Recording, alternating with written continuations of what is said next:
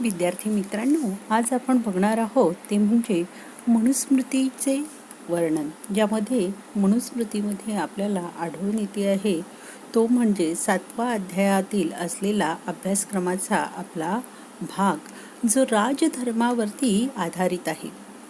हा राजधर्म म्हणजे नेमका काय, राजाची आवश्यकता या सृष्टीतलावरती का निर्माण झालेली असावी, याविषयीची जी काही माहिती आहे ती आपण ह्या ठिकाणी थोडक्यात बघणार आहोत. आणि सोबतच मनुस्मृतीमध्ये दिलेली राजधर्माविषयीची संपूर्ण माहिती आपण अभ्यासणार आहोत.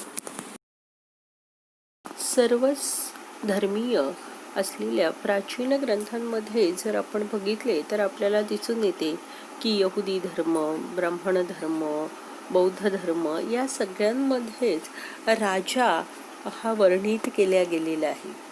राजाची आवश्यकता का आहे, कशासाठी आहे, याविषयीचे विचार त्या ठिकाणी मांडलेले आहेत असं आपल्याला दिसून येते. साधारणपणे सगळीकडे अराजकता माजलेली होती आणि त्यामुळे त्या ठिकाणी राजाची आवश्यकता झालेली आपल्याला दिसते. महाभारतामध्ये सुद्धा अशाच प्रकारचे वर्णन त्या ठिकाणी आलेले आहे आणि मनुस्मृतीमध्ये, कौटिल्य अर्थशास्त्रामध्ये सुद्धा असे वर्णन करण्यात आलेले आहे की सगळीकडे हाहाकार माजलेला होता, अंधाधुंदी चाललेली होती, अराजकता निर्माण झालेली होती आणि म्हणूनच राजाची निर्मिती ही करण्यात आलेली आहे. मत्स्य न्यायानुसार त्या ठिकाणी जे मोठी मासे होते ते लहान माशांना खाऊन टाकतायत अशा प्रकारची व्यवस्था त्या ठिकाणी निर्माण झालेली होती आणि म्हणून या व्यवस्थेचं संतुलन करण्यासाठी म्हणून राजाची निर्मिती किंवा आवश्यकता पडलेली आहे असे आपल्याला त्या ठिकाणी दिसून येते. आणि मग ह्या राजाची जी काही दैवी उत्पत्ती आहे ती त्या ठिकाणी सांगण्यात येते आहे, ज्यामध्ये वेद इत्यादींमध्ये जसे वर्णन केलेले आहे की सर्व राजे म्हणजे काय आहे तर देवतांचे अंश आहेत. अगदी त्याचप्रमाणे मनुस्मृतीने सुद्धा तोच दाखला घेतलेला आहे आणि राजा म्हणजे यम, अग्नी, सूर्य वगैरे ह्यांचा अंश आहे असं त्या ठिकाणी त्यांनी प्रतिपादन केलेलं आहे. साधारणपणे ह्या राजाची निर्मिती जी आपण बघितली ती म्हणजे मत्स्य न्यायापासून सुटका होण्यासाठी, समाजाचं व्यवस्थित नियमन करण्यासाठी आणि दुराचार नाश करण्यासाठी म्हणून राजाची निर्मिती झालेली आहे हे आपल्याला या ठिकाणी स्पष्टपणे दिसते आहे.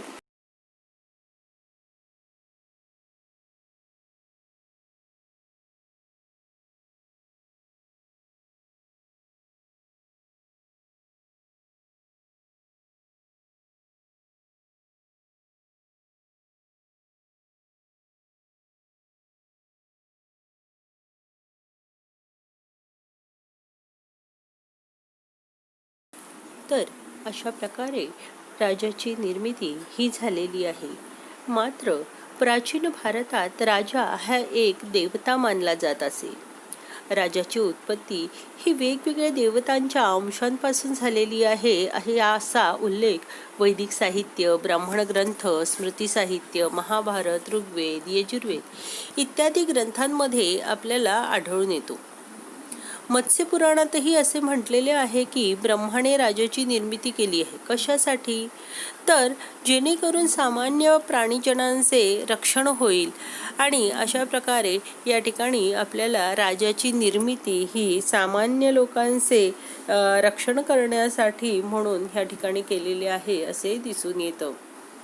राजा हा एक सामान्य माणूस नव्हे तर तो देव आहे असाच अर्थ त्या ठिकाणी आपल्याला दिसतो आणि म्हणून बालराजाचा सुद्धा अपमान होऊ नये असे म्हणून देखील म्हटलेले आहे. एवढेच नव्हे तर महाभारताच्या शांती पर्वात सुद्धा असे वर्णन आलेले आहे की प्राचीन काळात अराजकता पसरलेली होती आणि त्यामुळेच सर्व देवतांनी एकत्रित येऊन राजाची मागणी त्या ठिकाणी केलेली आहे असा उल्लेख आपल्याला दिसून येतो. याबाबतचा जो कथानक भाग आहे किंवा सारांश आहे तो आपण जर बघितला तर आपल्याला असा दिसतो देवकी पितामह भीष्म राजा युधिष्ठिराला प्रजेच्या कर्तव्याबद्दल उपदेश करतात. ते म्हणतात, प्रजेचे प्रथम कर्तव्य म्हणजे राजा निवडून त्याला अभिषेक करून राज्यावर बसवावे. अर्थात अभिषिक्त राजाची संकल्पना आपल्याला महाभारतामध्ये या ठिकाणी दिसून येते आहे. कारण राजा नसला तर काय काय होऊ शकतं. शत्रूकडून राष्ट्र हे हस्तगत केले जाऊ शकतं. धर्म हा टिकत नाही. लोक एकमेकांना त्रास देऊ शकतात. धनापासून किंवा स्त्रीपासून कुठल्याही प्रकारचं सुख मिळणार नाही. दुष्ट मनुष्य हे दुसऱ्याचे जे वित्त आहे ते धन हरण करणार आणि अशा प्रकारे सगळीकडे अराजकता माजू लागणार. जो दास नाही त्यालाही दास केला जाणार आहे. अशा प्रकारचे जे अनाचार आहेत किंवा स्त्रियांवरती अत्याचार वगैरे जे आहेत हे प्रकार अधिकाधिक वाढतील आणि मात्स्यन्यायाप्रमाणे बलवान लोक दुर्बलाला खाऊन टाकतात. अशा प्रकारचा असलेला हा जो काही राजा नसल्यानंतर जो प्रकार घडतो, अनागोंदी असलेला प्रकार, अराजकता असलेली, ज्याला आपण मात्स्यन्याय म्हणतो, तर अशा प्रकारचा नाश होऊ लागलेला असताना त्या ठिकाणी आपल्याला असे दिसून येते की सर्व देवता लोक हे एकत्रित आले आणि आपल्यामध्ये जो कोणी निष्ठुर वागणारा, कठोर शिक्षा करणारा वगैरे असा व्यक्ती असेल त्याचा त्याग करावा असे त्या ठिकाणी लोकांना जाणवू लागले आणि त्या नियमाने ते वागूही लागले. परंतु त्या ठिकाणी त्यांना मात्र सुखप्राप्ती जी आहे ती झाली नाही आणि म्हणून मग सर्वजण हे ब्रह्मदेवाकडे गेले आणि ब्रह्मदेवाला त्यांनी विनंती केली की हे भगवान, आम्हाला कुणीही राजा नाही आणि त्यामुळे आमचा नाश होतो आहे, तेव्हा आम्हाला कुणीतरी एखादा राजा दे. आम्ही त्याचे पूजन करू आणि त्याच्या आज्ञांचे पालन करू. हे ऐकल्यानंतर ब्रह्मदेवाने या कामासाठी म्हणून आपला जो मानसपुत्र आहे मनू त्याचीच नियुक्ती केली. परंतु त्याने मात्र ब्रह्मदेवाचे हे मत जे आहे ते तत्क्षणी मान्य केले नाही आणि त्यामुळे पुन्हा सर्व लोक जे आहे ते मनूकडेच गेलेत आणि मनूला म्हणाले की तू भिवू नकोस, जे पाप करील ते त्या व्यक्तीलाच लागणार आहे, त्यामुळे तुला कुठल्याही प्रकारचा त्रास होणार नाही, तुझ्या कोशाची वृद्धी होईल. यासाठी म्हणून आम्ही आमच्या धनाचा काही एक वाटासुद्धा तुला अर्पण करू. आमच्यातील जे प्रमुख लोक आहेत ते शस्त्र, वाहन इत्यादींची निर्मिती सुद्धा तुला करून देतील, तुझे संरक्षणही करतील आणि त्यामुळे तुझं बल वाढून तू शत्रूंना अजिंक्य होशील. अशा प्रकारे त्याला त्या ठिकाणी ते सर्व लोक जे आहेत ते सांगत आहेत आणि तू राजा होऊन काय करशील, तो प्रजेचे उत्तम रीतीने पालन केल्यावर प्रजा ही धर्माप्रमाणे वागेल व या धर्माचा चौथा हिस्सा तुला मिळेल. प्राप्त झालेल्या अशा मोठ्या धर्माच्या योगाने सुखी होऊन देवांचे रक्षण ज्याप्रमाणे इंद्र करतो त्याप्रमाणेच तू आमचे देखील संरक्षण कर, असे त्या ठिकाणी सर्व प्रजाजन जे आहेत ते मनूला म्हणतायत. आणि हे सर्व ऐकल्यानंतर मनू त्या ठिकाणी त्यांची ही जी मागणी आहे ती मान्य करतो आहे आणि मग मनू राजा होतो आहे असं आपल्याला त्या ठिकाणी दिसून येते. आणि राजा झाल्यावरती त्याच्या शासनामुळे सद्धर्माकडे लक्ष दिल्या जाऊ लागले आणि दंडशक्तीने दुष्ट लोकांचे नियमन सुद्धा केल्या गेले. तर अशा प्रकारे राजा जो आहे तो महाभारतामध्ये कशा प्रकारे त्याची नियुक्ती झालेली आहे त्याचं वर्णन त्या ठिकाणी त्यांनी सांगितलेलं आहे. आणि ह्यामध्ये सुद्धा आपल्याला हेच दिसून येत आहे की सर्वप्रथम त्या ठिकाणी राजा निवडण्यापूर्वीची जी अवस्था होती ती अराजकतेची होती. म्हणजे सगळीकडे हाहाकार माजलेला होता. जी बलवान लोक होती ती दुर्बलांना त्रास देत होती. अशा प्रकारची सगळीकडे पिळवणूक चाललेली होती आणि त्यामुळे या मात्स्यन्यायापासून पिडल्या गेलेल्या अशा लोकांना मनूने सोडविलेले आहे असे आपल्याला ह्या ठिकाणी जाणवते आहे. तर अशा प्रकारे मनूने समाजरचनेचे काम त्या ठिकाणी घेतलेले आहे असे आपल्याला जाणवते. मनूने देखील मनुस्मृतीत अशाच प्रकारचे वर्णन केलेले आहे आणि तेही म्हणतात की कुणीही त्राता नसल्यामुळे भयभीत होऊन लोक सैरावैरा पळू लागले आणि म्हणूनच विधात्याने त्यांच्या रक्षणासाठी राज्य निर्माण केले. राजाची निर्मिती केल्यानंतर मग सर्व प्राणीमात्रांचं रक्षण व्हावं या उद्देशाने आपला पुत्रधर्म यालाच त्यांनी दंडाच्या स्वरूपात अवतीर्ण केलं किंवा त्याची निर्मिती केली. आणि ह्या दंडाच्या भीतीने सर्वजण आपापली कार्य जी आहे, स्वधर्म जी आहे ती निष्ठापूर्वक करू लागली आणि सुख समाधानाने राहू लागली. आणि जर असं केला नाही तर त्या ठिकाणी राजा स्वतःचाच विनाशही ओढवून घेऊ शकतो असे देखील म्हणून त्या ठिकाणी स्पष्टपणे म्हटलेले आहे. आणि राजाच्या उत्पत्तीविषयी म्हणून असे म्हटले की इंद्र, वायू, यम, सूर्य, अग्नी, वरुण, चंद्र, कुबेर या 8 देवतांच्या अंशांपासून राजाची निर्मिती झालेली आहे. आणि त्यामुळे हा जो राजा आहे तो कसा आहे तर मनुष्य रूपातील असलेला ईश्वरच आहे. आणि म्हणून जरी तो लहान असला तरी कधीही त्याचा अपमान करू नये. म्हणजे लहान राजा म्हणून जरी झालेला असला बालराजा तरी तो राजा आहे. आणि त्यामुळे त्या राजाचे जी काही आज्ञापालन असेल ते करणे हे प्रत्येकाचे कर्तव्य ठरते आहे असे त्या ठिकाणी दिसून येते. तर अशा प्रकारची असलेली राज्याची आवश्यकता आणि राजाची आवश्यकता ही आपल्याला त्या ठिकाणी का आहे, कशी आहे ह्याचे संपूर्ण विवेचन आपल्या प्राचीन ग्रंथांमधून आपल्याला मिळते आहे. अशा प्रकारे राजाची निर्मिती झाल्यानंतर ह्या राजाची नेमकी कर्तव्य काय आहे, राजधर्म कशाला म्हटलं जातं आहे तर राजाची अनेकविध कर्तव्य आहेत. सलेटोर यांच्यानुसार राजाची कर्तव्य ही 8 विभागांमध्ये मांडता येऊ शकते. ती म्हणजे शासनविषयक कर्तव्य, कारभारविषयक कर्तव्य, न्यायविषयक, कायदेविषयक, महसूल विषयक, लष्कर विषयक, ज्ञानदान विषयक आणि धर्मविषयक. तर अशा प्रकारची 8 कर्तव्ये जी आहे ती साधारणतः राजाच्या कर्तव्यांमध्ये येते आहे. आणि ह्या सर्वांचं पालन त्याला करावं लागतंय किंवा तो करत असतो. आणि असा करणारा राजा हाच सर्वश्रेष्ठ राजा होतो. आणि सोबतच एक परराष्ट्र जो आपण म्हटलेला होता परराष्ट्रविषयक धोरण ती सुद्धा अतिशय महत्त्वाचा असलेली कर्तव्यामधलाच एक भाग आहे असेही आपल्याला या ठिकाणी दिसून येते.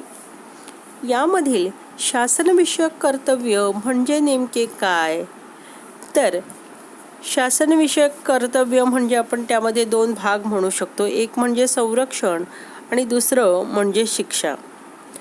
जी काही 4ही आश्रम आहेत, वर्णाश्रम आहेत, या वर्णांचं आणि आश्रमांचं रक्षण करण्यासाठी म्हणूनच राज्याची निर्मिती झाली. राज्याची सगळी धुरा सांभाळत असताना राजाने प्रयत्नपूर्वक आणि अविरतपणे प्रजेचं संरक्षण करणे हा राजाचा प्रथम परमधर्म आहे. आणि जो अनाठाई, अनागोंदी, अराजकता, दुराचार असे काही एक प्रकार करत असेल अशा व्यक्तीला दंड हा दिलाच पाहिजे, शिक्षा ही झालीच पाहिजे. आणि या शिक्षेच्या किंवा दंडाच्या भीतीमुळे सर्व प्राणी मात्र आपापल्या धर्मांचं योग्य ते पालन करू शकतील असे त्या ठिकाणी दिसून येते. अन्यथा जर राजाने अशा प्रकारे दंडविधान जर चुकांच्या बाबत किंवा दुराचाराच्या बाबत केलं नाही तर बळी तो कान पिळे अशा प्रकारची अवस्था किंवा अराजकता पुन्हा निर्माण होऊ शकते. अंकुश सावंत यांच्या मनुस्मृती एक समालोचन पुस्तकामध्ये या सगळ्याविषयीची तुम्हाला अधिकतर आणि सविस्तर असलेली अशी माहिती तुम्हाला मिळू शकते. कारभारविषयक कर्तव्य ह्यामध्ये साधारणतः राज्यकारभाराशी संलग्नित असलेले वेगवेगळे जे काही खाते आहेत त्या खात्यांमध्ये काम करणाऱ्या लोकांवरती व्यवस्थित नजर ठेवणे हे सुद्धा राजासाठी आवश्यक असतं. कारण राज्याचा जो शकट आहे, राज्य शकट जो आहे तो एकटा राजा ओढू शकत नाही आणि त्यामुळे त्याला वेगवेगळ्या असलेल्या अशा खातेदारांचं किंवा वेगवेगळ्या खात्यांमध्ये अधिकारी म्हणून, मंत्री म्हणून त्यांची नेमणूक त्या ठिकाणी त्याला करावी लागते, जेणेकरून त्याचं जे काही राज्यकारभार आहे तो व्यवस्थित चालणार. आणि त्यामुळेच राजाने शस्त्र निपुण, शुद्ध कुलोत्पन्न, स्वामीनिष्ठा, पराक्रमी अशा असणाऱ्या 7 ते 8 प्रधानांना राजाने नियुक्त करावे असे वर्णन केलेले आहे. आणि ते सुद्धा त्यांची परीक्षा इत्यादी घेऊनच त्या ठिकाणी आपल्याला जाणवते आहे. तर अशा प्रकारे असलेलं कारभारविषयक कर्तव्य हे करत असतानाच त्याला दूत कसे असावे, दूतांची नेमणूक त्या ठिकाणी करावी लागते आहे. चर्चा मसलत ही साधारणतः कुठे आणि कशी करायची आहे, या सगळ्या ज्या काही गोष्टी आहेत आणि त्या गोष्टींसाठी लागणारी जी काही मंडळी आहेत त्या मंडळींची नियुक्ती ही त्या ठिकाणी साधारणतः या कारभारविषयक कार्यामध्ये येते आहे. एवढंच नव्हे तर आणखी म्हणजेच जी काही सल्लामसलत करत असताना जी काही गुप्ततेची काळजी आहे, ती गुप्ततेची काळजीसुद्धा अधिकाधिक घ्यावी असंही आपल्याला त्या ठिकाणी दिसून येतं. राजाचं गुपित हे प्रधानांशिवाय इतरांना कळत नाही, तोच खरा राजा असतो. आणि तो खजिना जवळ नसला तरी सुद्धा संपूर्ण पृथ्वीचा उपभोग सुद्धा घेऊ शकतो. हे एका वाक्यावरूनच आपल्याला कळते आहे की राजानी मसलतींविषयी किती गुप्तता पाळावी लागते. म्हणजे एकदा त्याच्याकडे धन नसलं तरी तो राज्यकारभार करू शकतो, पण एकदा का त्याचा जो काही प्लॅन असेल, कट असेल, गुपित असेल, ते जर फुटलं तर राजाचा सर्वनाश सुद्धा होऊ शकतो. आणि म्हणून राजाने आपली जी काही गुपितं आहे, कट कारस्थाने आहेत, ती कधीही उघड होऊ देऊ नयेत. आणि राजाने अष्टप्रधान असलेल्या मंडळाची स्थापना आपल्या राज्याचा कारभार सुरळीत चालावा ह्यासाठी म्हणून करावी असे त्या ठिकाणी आपल्याला सांगता येते. न्यायदानविषयक कर्तव्य ह्यामध्ये राजाचं सर्वप्रथम कर्तव्य म्हणजे काय आहे, तर सारासार विवेक करून किंवा सारासार विचार करून न्यायदान करणं हेच राजाचं कर्तव्य आहे.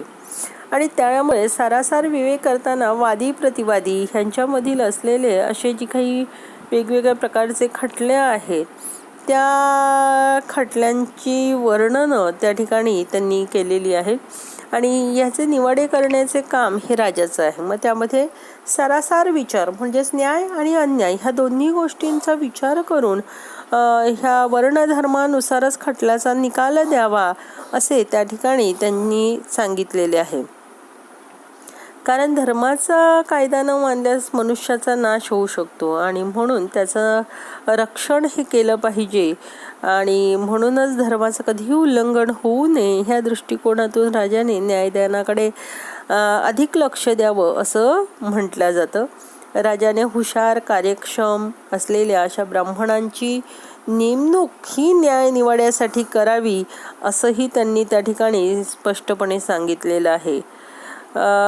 ही नेमणूक केलेल्या अमात्याने जर कुठल्या एखाद्या खटल्यामध्ये जर खोटा निर्णय दिला तर राजाने पुन्हा फेर तपासणी करून तो निर्णय बदलावा.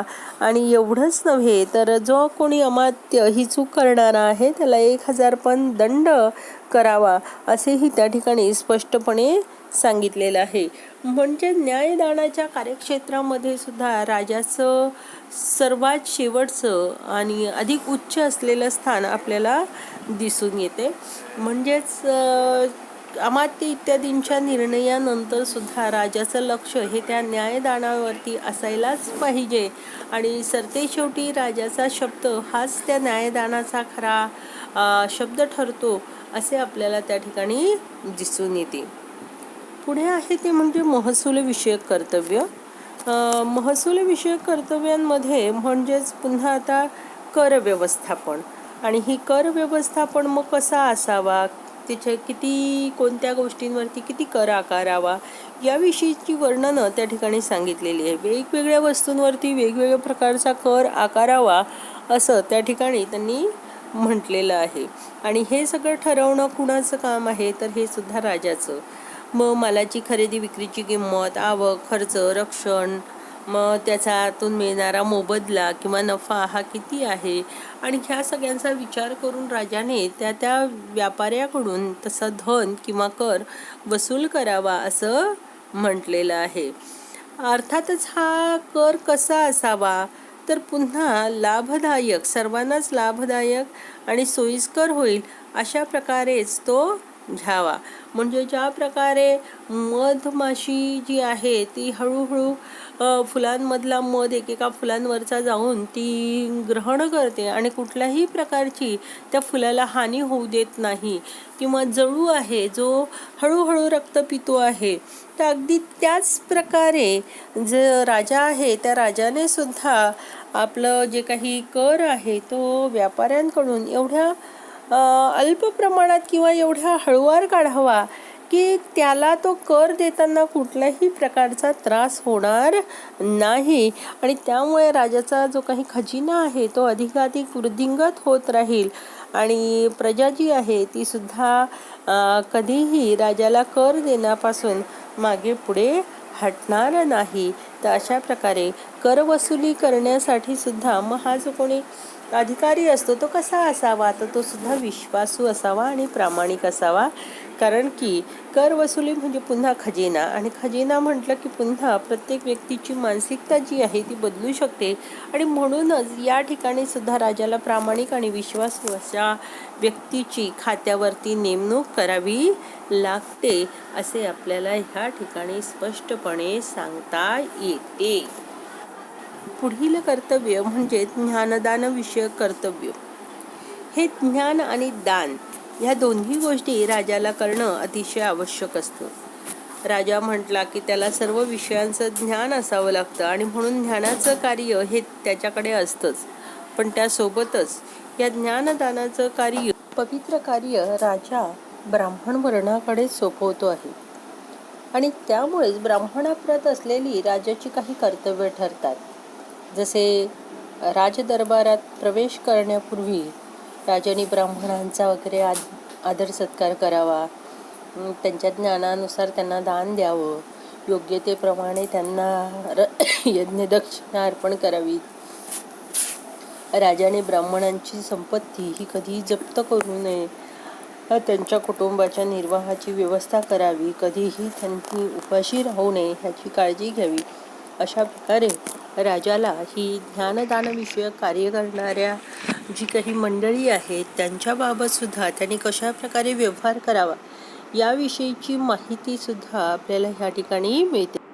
धार्मिक कर्तव्य सुद्धा राजांची काही एक दिसतात, ज्यामध्ये राजाने आपल्या प्रजेच्या रक्षणासाठी आणि भरभराटीसाठी म्हणून यज्ञ करावेत असे म्हटल्या जातील, आणि तदर्थ राजाला जी काही पुरोहित असतील, ऋत्विज असतील यांच्या नेमणुका करण्यासुद्धा ओघाओघाने येते आहे, आणि त्यामुळेच राजाचे हे धार्मिक कर्तव्य त्या ठिकाणी म्हटल्या जाऊ शकते. तसेच जी काही मंदिरं आहे वगैरे ह्यांच्या ठिकाणी जी काही पुरोहित वगैरे आहेत ह्यांची नेमणूक करून त्या ठिकाणी विद्यादान वगैरेचं कार्यसुद्धा त्या ठिकाणी पार पाडल्या जावं ह्याकडे सुद्धा लक्ष द्यावं लागते. तर अशा प्रकारे राजाला धार्मिक गोष्टींच्या बाबत सुद्धा त्या ठिकाणी लक्ष देणं हे आवश्यक आहे, आणि अश्वमेध यज्ञ करून वगैरे त्यांनी भरपूर प्रमाणात ही काही ऋत्विज आहेत त्यांना दानदक्षिणा इत्यादी द्यावी असे सुद्धा उल्लेख त्या ठिकाणी आपल्याला मिळत आहेत. यासोबतच लष्कर विषयक असलेली अशी सुद्धा राजाची कर्तव्य आहेत. लष्कर म्हणजेच कुमक, म्हणजेच राजाचं युद्धाचं सैन्य साहित्य, आणि म्हणूनच म्हणून यावरती खूप विस्तारपूर्वक आपल्याला लिहिताना दिसतात. आणि एवढंच नव्हे, ते युद्धनीतीचे लहान सहान बारकावे सुद्धा त्या ठिकाणी सांगितलेले आहेत. त्यांनी असं म्हटलेले आहे की राजाने आपल्या पराक्रमाच्या जोरावरती सर्व गोष्टी मिळवायला हव्यात, आणि जी काही मिळते आहे त्याचं रक्षणही करायला हवं, आणि जे मिळालेलं आहे त्याच्यामध्ये भर घालून त्याची वृद्धी करावी, आणि त्याचा यथायोग्य विनियोग सुद्धा करावा. अशा प्रकारे त्या ठिकाणी राजाच्या लष्करविषयक असलेल्या गोष्टींच्या बाबत आणि वर्णनं केलेली आहेत. एवढंच नव्हे तर शत्रूंच्या गुप्त गोष्टी जाणून घ्याव्यात, परंतु आपल्या गुप्त गोष्टी मात्र दुसऱ्यांच्या समोर उघड कसे होऊ असावे, नयेत याची कसे काळजी वागावे घ्यावी. ह्या विषयीचे वर्णन आणि करताना त्यांनी त्यावेळेस म्हटलंय त्यांनी की बगळ्याप्रमाणे एकाग्रता असावी, सिंहाप्रमाणे निर्भीडता असावी. तर लांडगा जसा मेंढपाळाच्या कडक पहाऱ्यात शिरून मेंढीचा अलगद घास घेतो किंवा तिला मारून टाकतो, अगदी त्याचप्रमाणे राजाने शत्रूंच्या कोशात जाऊन किंवा शत्रूच्या राज्यात जाऊन त्यांना मारावं, अलगद मारावं, अशा प्रकारचं वर्णन त्या ठिकाणी केलेलं आहे. एवढेच नव्हे तर राजाने कशाप्रमाणे असावं, तर पारध्यास हुलकावणी देऊन पळणारा असा जसा ससा असतो, अगदी त्याचप्रमाणे मागावर असलेल्या शत्रूला सुद्धा राजाने चकवावं. आणि अशा प्रकारची जर राजनीती त्याला येत असेल, लष्कराचं वर्णन त्याला जर जमत असेल, तर त्या राजाला यश हे नक्कीच मिळणार आहे असे त्या ठिकाणी दिसून येते. अशा प्रकारचं राजाने जी काही यश आहे ते स्वतःच्या पराक्रमावर मिळवावं असे त्या ठिकाणी राजाला मनूच्या द्वारे सुद्धा सूचना किंवा मार्गदर्शन करण्यात आलेले आहे. परराष्ट्रविषयक संबंध हा जो शेवटचा कर्तव्यामधला असलेला भाग आहे, त्यामध्ये साधारणतः राजमंडल, दूत, पुन्हा षाडगुण्य सिद्धांत, 4 उपाय, नीती यांचा समावेश त्या ठिकाणी होतो आहे असे दिसते. मग राजमंडल म्हणजे काय, तर साधारणतः जो काही राजा आहे, ह्या राजाचे आपल्या जवळपासच्या राष्ट्रांशी असलेले संबंध हे कसे असावेत, तर ते चांगले असावेत असं म्हटलेले आहे. आणि म्हणूनच परराष्ट्र धोरणाच्या संबंधात बोलताना सुद्धा स्पष्टपणे म्हणतात की आपल्या जवळपास मित्रराष्ट्र असणे ही राज्याच्या सुरक्षिततेच्या दृष्टीने अतिशय आवश्यक असलेली अशी बाब आहे. चांगल्या मित्रांच्या साहाय्याने जसे राज्याची वाढ होते, तेवढीच ती जमीन जुमला किंवा सोनं इत्यादींनी होत नाही, हाही दाखला त्यांनी त्या ठिकाणी दिलेला आहे.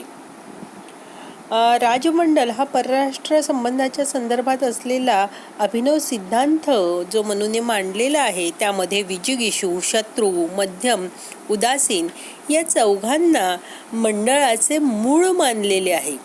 आणि इतर 8 राजे मिळून 12 राजांचे राजमंडल त्या ठिकाणी बनवलेले आहे. परराष्ट्रीय संबंधांच्या कर्तव्यांबाबत राजाला दूताची कामगिरी ही सुद्धा महत्त्वपूर्ण ठरते. कारण अधिकाधिक परराष्ट्रीय संबंधातील यशापयश हे अधिकतर दूतांवरती अवलंबून आहे. कारण संधी आणि विग्रह या दोन्हीही गोष्टींमध्ये दूत अधिक महत्त्वाची भूमिका निभावतो. मित्र नसलेल्यांमध्ये तो मैत्री घडवून आणतो, तर तोच शत्रुत्व सुद्धा निर्माण करू शकतो.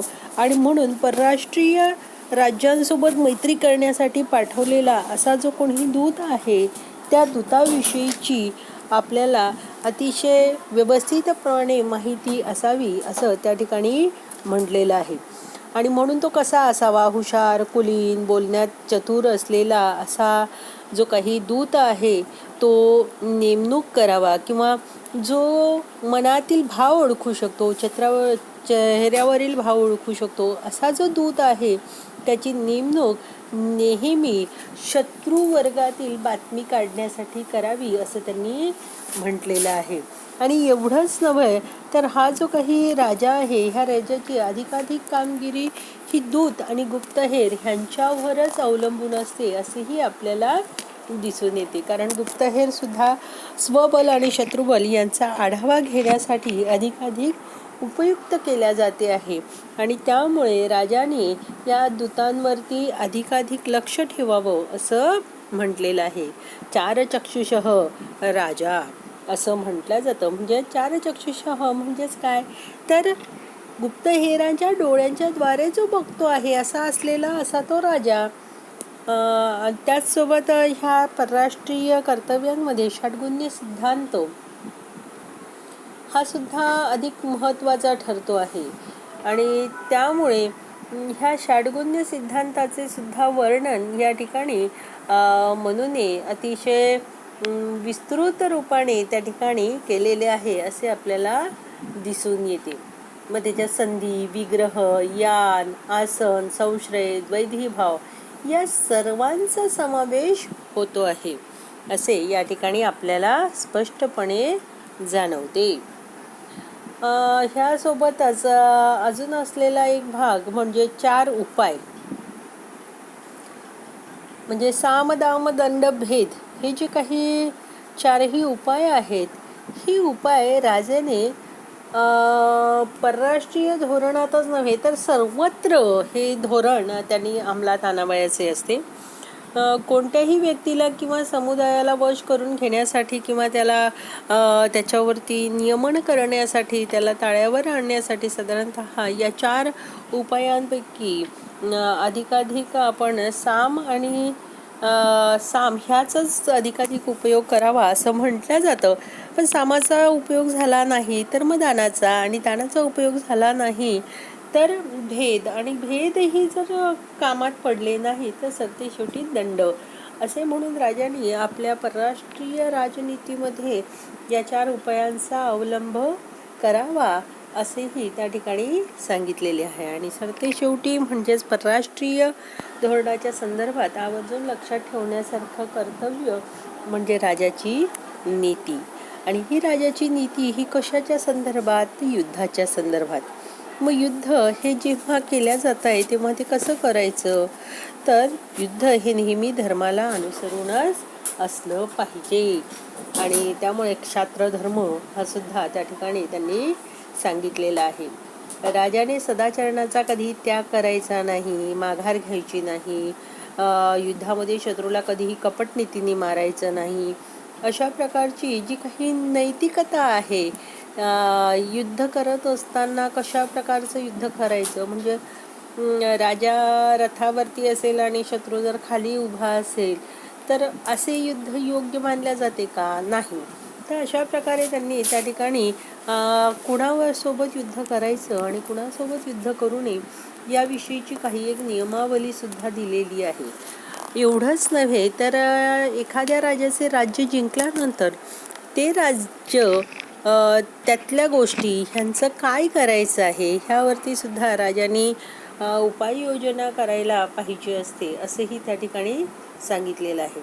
सर्वप्रथम जय मिळवल्यानंतर राजाने देवतांची आणि सत्पात्र ब्राह्मणांची पूजा करावी, त्यांना द्रव्यदान करावं. जिंकलेल्या जनतेला त्या ठिकाणी राजांनी अभय प्रदान करावं, सैनिकांना सुद्धा अभय प्रदान करावं. आणि जनतेचं मनोगत लक्षात घेऊन त्याप्रमाणे त्या राजाच्या वंशजाला त्या ठिकाणी राज्य गादीवरती बसवावं आणि त्या राजावर बंधनकारक असलेल्या अशा काही एक अटी जाहीर कराव्यात असं त्या ठिकाणी सांगितलं जातं. तर अशा प्रकारे मनुस्मृतीतील असलेला जो काही राजा आहे त्या राजाची नेमकी कर्तव्य कोणती आहेत याविषयीचा एक थोडक्यात गोषवारा आपण या ठिकाणी इथे घेतलेला आहे. तर अशा प्रकारचा असलेला हा जो काही राजा आहे त्या राजाची ही सर्व 8 कर्तव्य आपण ह्या ठिकाणी बघितलेली आहे. ज्यामध्ये आपण म्हटलं महसूल विषयक, ज्ञानदान विषयक, न्यायदान विषयक, धार्मिक बाबीतील असलेली कर्तव्य, लष्कर विषयक असलेली कर्तव्य, परराष्ट्र विषयक असलेली कर्तव्य, कारभार विषयक कर्तव्य आणि शासन विषयक असलेली कर्तव्य या सर्वांचा उहापोह या ठिकाणी राजाच्या कर्तव्यांच्या बाबत आपण घेतलेला है। इस प्रकार से हमने यहाँ पर देखा है कि राजधर्म किसे कहा जाता है।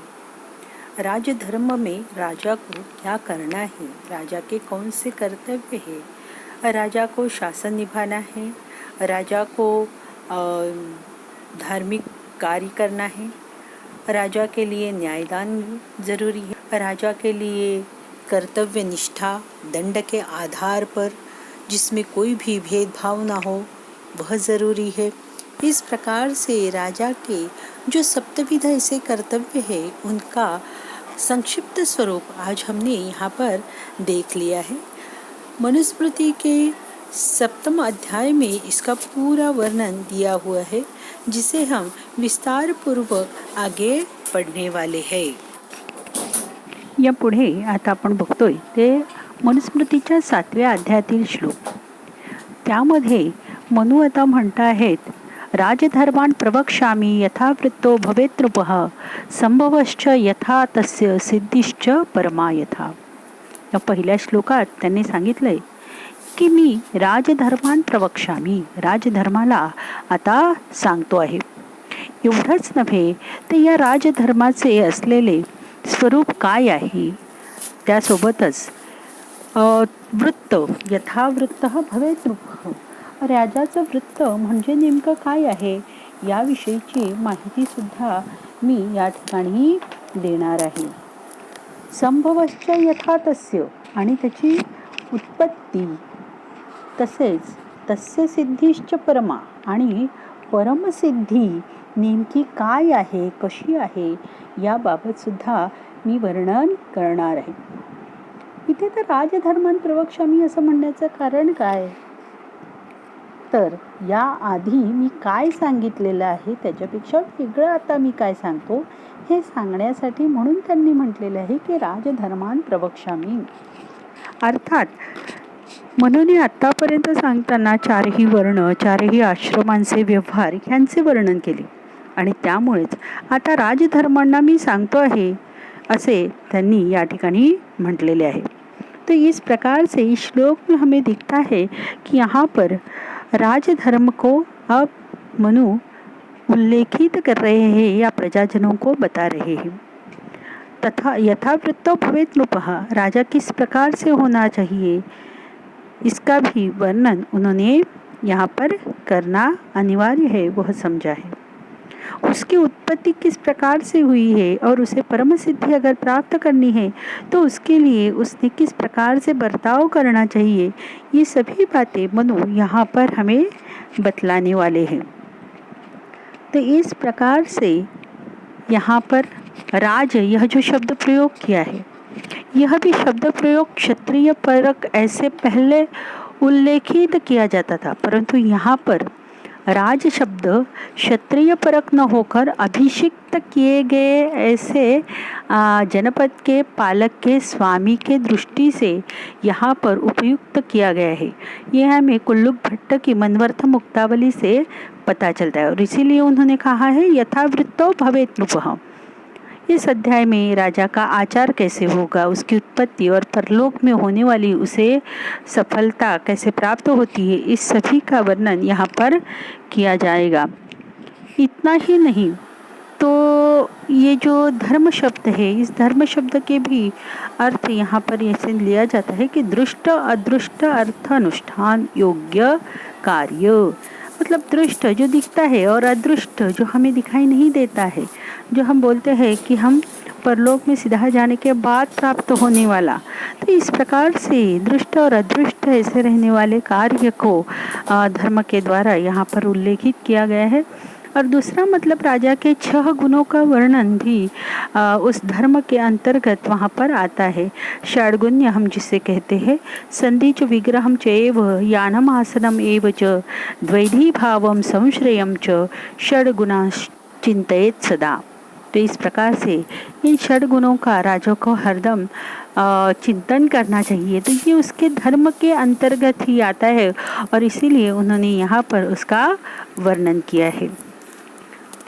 दूसरे श्लोक में जब हम जाते हैं तब हमें पता चलता है वहाँ पर क्या कहा है, ब्राह्मं प्राप्तेन संस्कारम क्षत्रियेण यथाविधि सर्वस्यापि यथा न्यायम कर्तव्यम परिरक्षणम. शास्त्रोक्त विधि के अनुसार ब्राह्मण संस्कार को जिसने प्राप्त किया है ऐसा क्षत्रिय न्याय के अनुकूल सभी की रक्षण वह करेगा. तो इस प्रकार से यहाँ पर हमें दिखाई देता है कि जैसा ब्राह्मण संस्कारम प्राप्तेन क्षत्रियेन, जिस प्रकार से परम विद्वान ब्राह्मण होता है उसी प्रकार से विद्वान सुशिक्षित होकर, सुशिक्षित विद्वान से सुशिक्षित होकर क्षत्रिय को योग्य है. अस्य सर्वस्य, इस सब राज्य की रक्षा का भार भी उसे उठाना है. यहाँ पर ब्रह्म संस्कार यह जो अर्थ है उसको कहा गया है ब्रह्म वेद का नाम है। वेद की प्राप्ति के लिए अर्थात वेदाध्ययन के लिए किए जाने वाले उपनयन संस्कार को ही ब्राह्म संस्कार कहा जाता है। म्हणजेच ब्राह्म संस्कार हा उपनयन संस्कारालाच म्हटला जातो आणि ब्रह्म हे वेदाचेच एक नाव आहे। वेदाच्या प्राप्तीसाठी वेदाध्ययनासाठी केला जाणारा असा जो उपनयन संस्कार असतो तो म्हणजेच ब्राह्म संस्कार होय।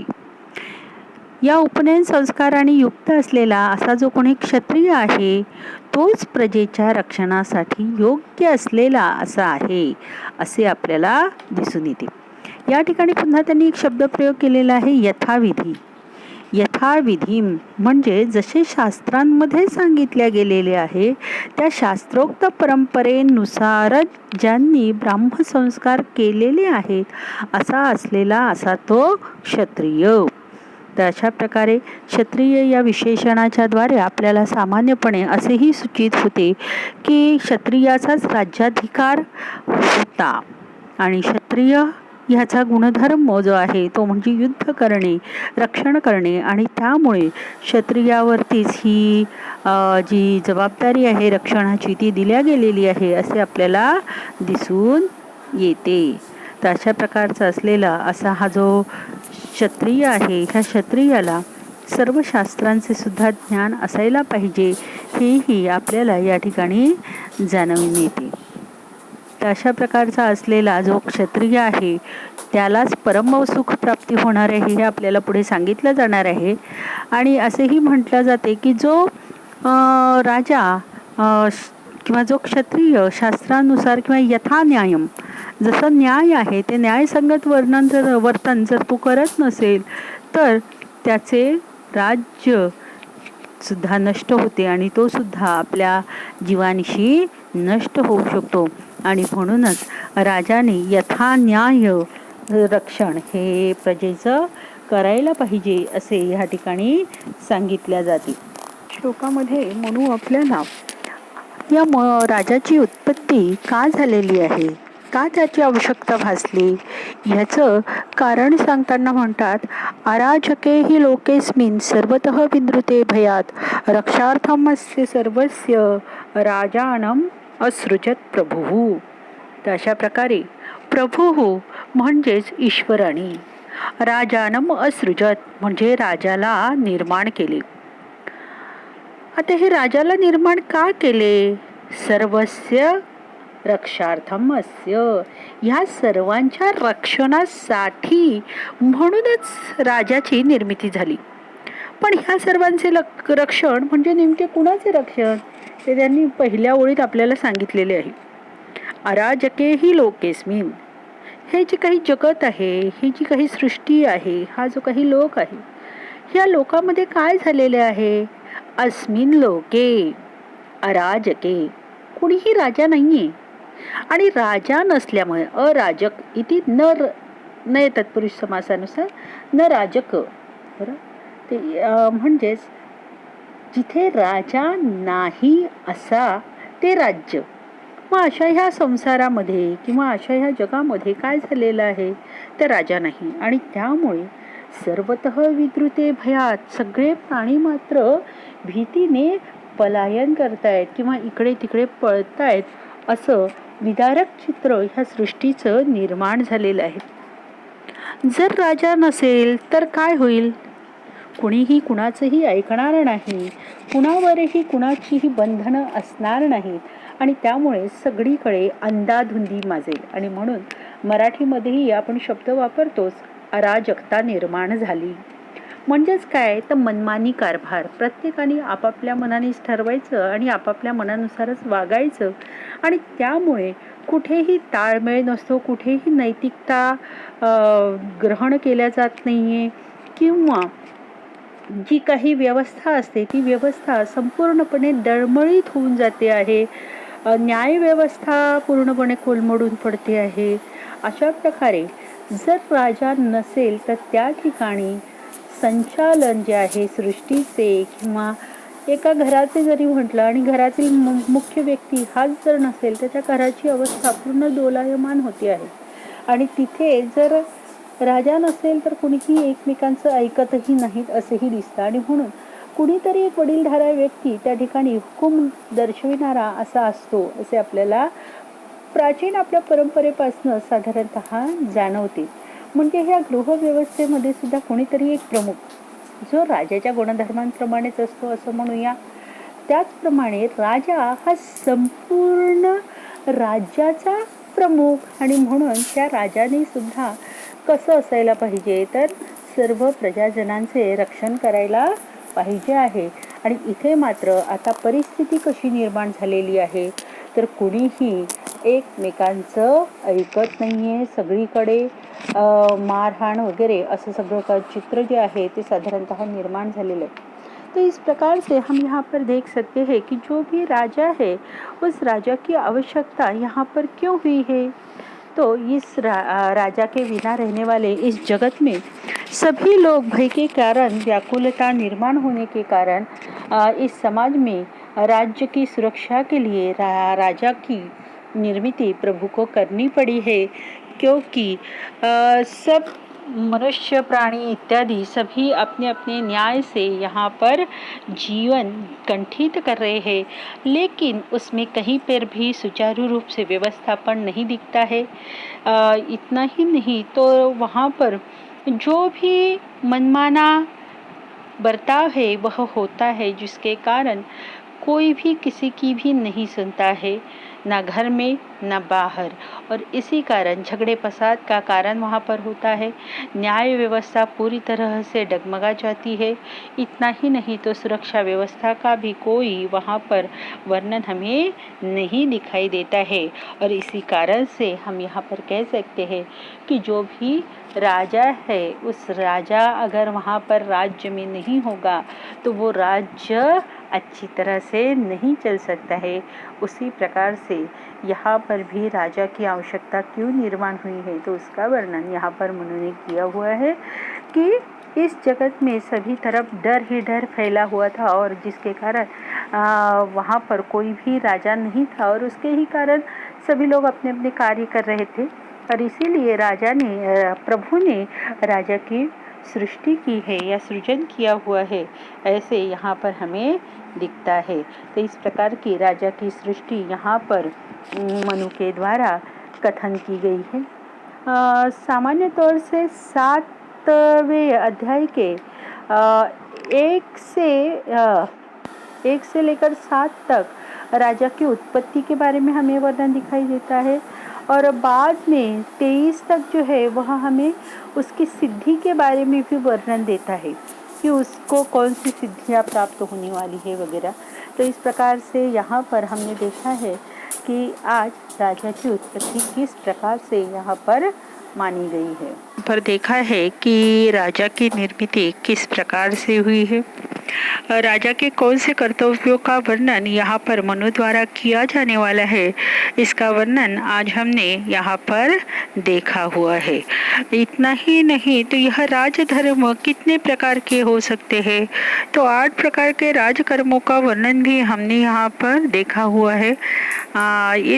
जिसमें शासन विषयक रहने वाला कर्तव्य, न्यायदान विषयक रहने वाला, ज्ञानदान विषयक रहने वाला, धार्मिक कर्तव्य वगैरह, इन सब का वर्णन हमने यहाँ पर आज देखा हुआ है.